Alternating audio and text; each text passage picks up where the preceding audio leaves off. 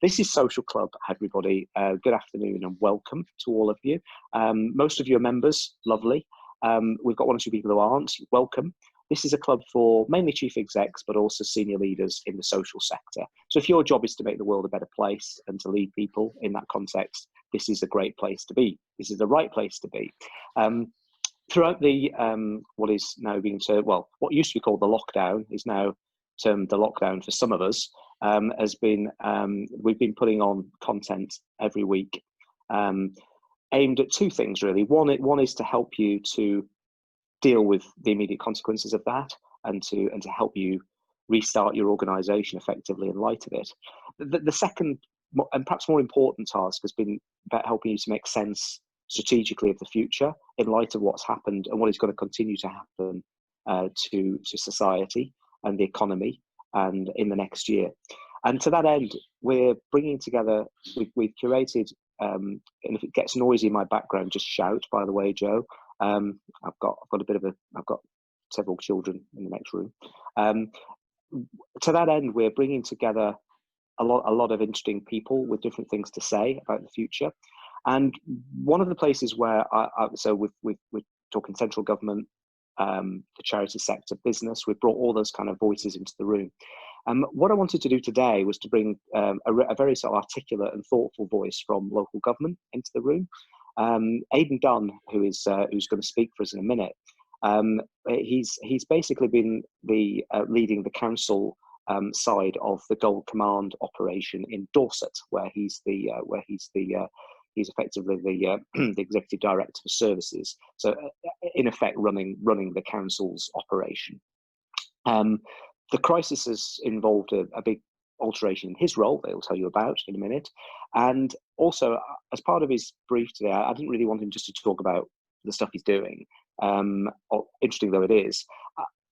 Aidan's a very reflective person, and I think can see what this crisis means for the public realm and what it means for partners, certainly in the third sector, and kind of what it means for the future as well of localism, local services, and the local dimension of life.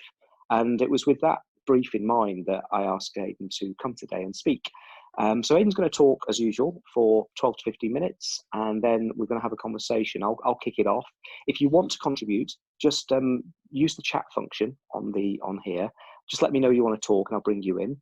And if you could say what your question is, that would be great as well, because I can then at least make sure we put them in some kind of order. But don't be backward coming forward. The more people talk, the better, and the more fun it is. We're going to finish about 5 to the hour. I'll bring things to a close then. So without further ado, from me, I'm going to hand over to Aidan Dunn. Welcome, Aidan. Great to have you on. I know you're really busy. This has been quite a hard one to organise. And so thank you so much for your time, and welcome to Social Club. Over to you. Cheers, Craig. Thanks very much, and thank you for inviting me. I think when I was preparing for this session, it kind of I was talking to Craig in preparation. I think this is the first time I've actually stopped and thought about anything for about 8 or 9 weeks. It's just been so manic in terms of the response to COVID. So just a chance to stop and reflect and marshal my thoughts are really welcomed. So what I thought I'd do is just for 5 or 6 minutes talk a little bit about the council and what we've been doing as a council. And it might be familiar to some of you, might not be for others. And then I've got 4 or 5 reflections, perhaps that might stimulate a bit of conversation later. But let me start. So Dorset Council, Dorset, if you've ever been, it's beautiful. We've got the 3rd lowest level of COVID in the country. I think we've got about 320 cases of COVID at the moment. It's beautiful. You should come, but not now. Please stay away. Stay away is our first message from Dorset. We're trying to keep our levels of COVID low, and we'll come back to that in a second. I think there's something about my first point is there's never a good time for a global pandemic, or indeed never a bad time. From a Dorset Council's perspective, we're a new organisation, so we were formed in April last year, so we're only a year old as a unitary council made up from 5 district councils and the former Dorset County Council. And come January, February time, this year, we'd gone through a massive round of redundancies and taken out sort of about 1,000 years of knowledge out of the organisation, and we were just about finding our feet. We'd had a tough year as our first year, just about balanced the books, new management team in place, but at that point we'd just lost our director of children's services, and our director of adults had gone on long-term sick as well. So kind of come early March, we were struggling a bit, trying to find our feet. Although, on the other hand, 1 year in, we'd got financial balance, we got clear plans for the future, and we got a transformation plan ready as well. So as an organisation, we were kind of poised to do what we've been set up to do. And then, it's affected us all. COVID struck, and it's kind of a real game changer for us. So as a local authority, I'm sure you're familiar with many of the things that your local authorities have been doing. Kind of business as usual stopped. We shut down many of our frontline services and took on new roles and responsibilities, be it shielding the vulnerable. We've got about 6,000 people in Dorset that we're shielding. We got very much involved with the collection and the distribution of PPE. Indeed, we set up our own drive-through for PPE to support the sort of various care sector agencies around, as well as police, fire, ambulance. We got heavily involved with the coordination of test facilities. So we've got 2 detachments of military specialists. We've got some Royal Marines running the mobile test facility in one area, and we've got Welsh Guards running them in another area. We've, as a large organisation, we suddenly had about 500 staff whose roles stopped. They didn't necessarily, for example, we weren't staffing our libraries anymore. We'd closed the libraries. But so we set up internally what we called a skills agency, where we got 500 staff who could be rapidly redeployed to do other things. And that's how we've been able to respond really, really quickly to the shielding aspect of things. Of course, and as you're all experiencing, as I can see on screen right now, suddenly overnight we had 2,500 people working from home. So the sheer logistics of getting that to work, and then part of my role, as Craig was saying in the introduction, I was nominated as the council's lead for the local resilience forum, which is where the sort of blue light services, emergency services, and all the other key response agencies get together. So for the last, how long is it, 8-9 weeks, I've been having pretty much every other day a meeting with those guys doing the coordination. And for me, that's been a real eye-opener. I found it pretty intimidating at first, but just that sense of mutual support. We've had the fire service delivering food packages to some of our most vulnerable residents. And as I said, the military providing the PPE cover. And it's just been a really, really positive response, which has been really heartening.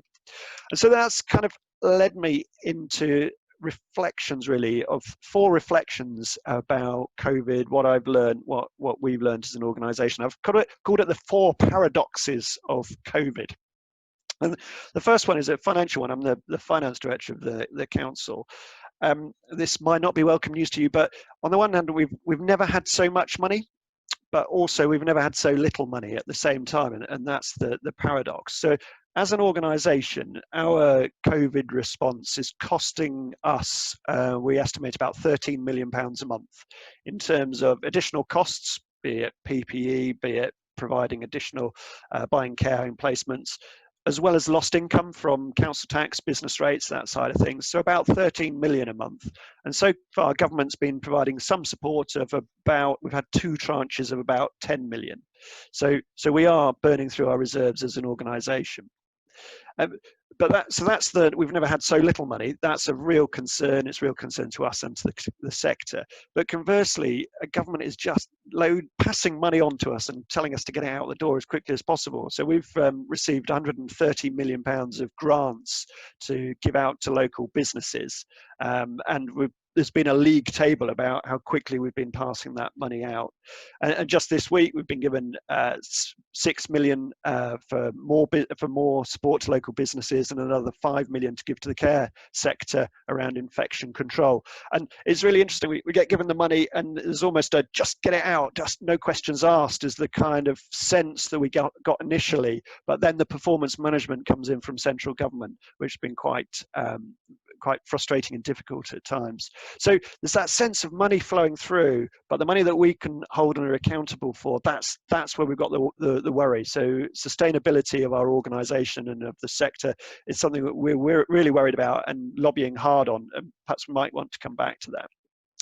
The second point I'd like to make is about lockdown unlocking us. As we're seeing here, the flexible working of suddenly having 2,500 people working from home. We'd got a 3-year plan to make that happen, and we made it happen in 3 days, and I'm sure you're very similar.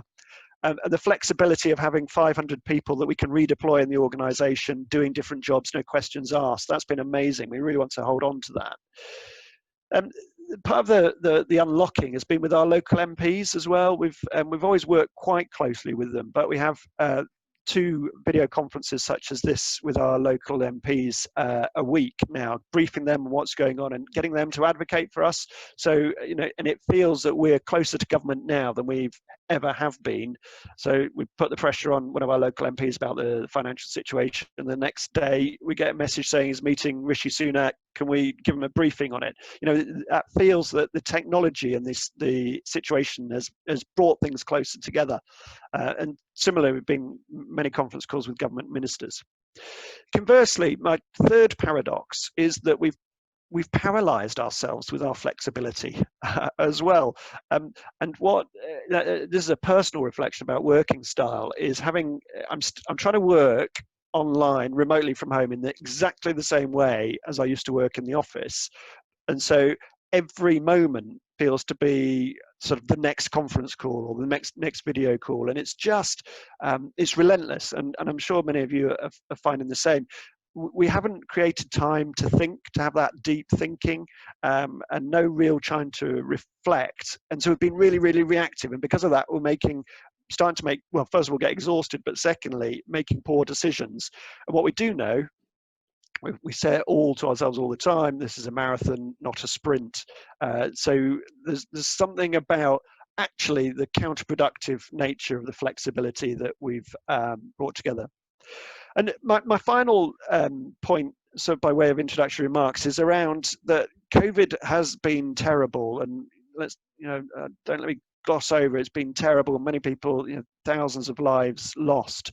But there's some elements of our response that we don't want to lose, and we're talking the traditional phrase is about recovery. Let's try and get back to where we were. But absolutely, the Dorset system, and I know many parts of the country as well, it's about reset. This is how can we take the best of this situation? Because what we've actually got is local services working closer together than ever before. In particular, health and social care working amazingly well. We've got a huge degree of trust and mutual understanding and mutual respect between our partners that we didn't have before. We've got the whole sense of volunteering and the social capital that comes with that, to the point almost that the level of volunteers that we're involved with, we've got more volunteers than there are people that need support, and actually that's creating a counter tension that we'd never really considered. So how do we hold on to that volunteering and the support in the first place? And then if we look at, for example, homeless, we've taken 75 homeless people, found them accommodation immediately as soon as kind of lockdown came. And how do we sustain that? Yes, we haven't got unlimited finance, but there's something about our mindset about how can it be done? How can we hold on to that? And so when we think about life after COVID, if there is going to be such a thing, is how do we take the things that we've done well and learn from it and build that and sustain it? And then aligning that to the next challenge of climate change, as well as many councils has, we've declared a climate emergency. And so many of the things that we're doing at the moment are so beneficial to the climate, reduce business miles, as a simple example. So that whole element, how do we hold on to those elements and sustain them for the future when part of the gravitational pull is trying to bring us back to how we were? And we've got many people in our organisation who are reluctantly working from home. They're missing out on the social aspects of working life, and they just want to go back to normal. But actually, we've got to paint a picture of what the new normal may be, and describe that, all of that against a backdrop of what will the finances of the public sector of society look like as we approach potentially a Great Depression? Will austerity come back as well? So we're really in that sense of reactive, but trying to carve out time to think about how can we take some learning and pass it forward.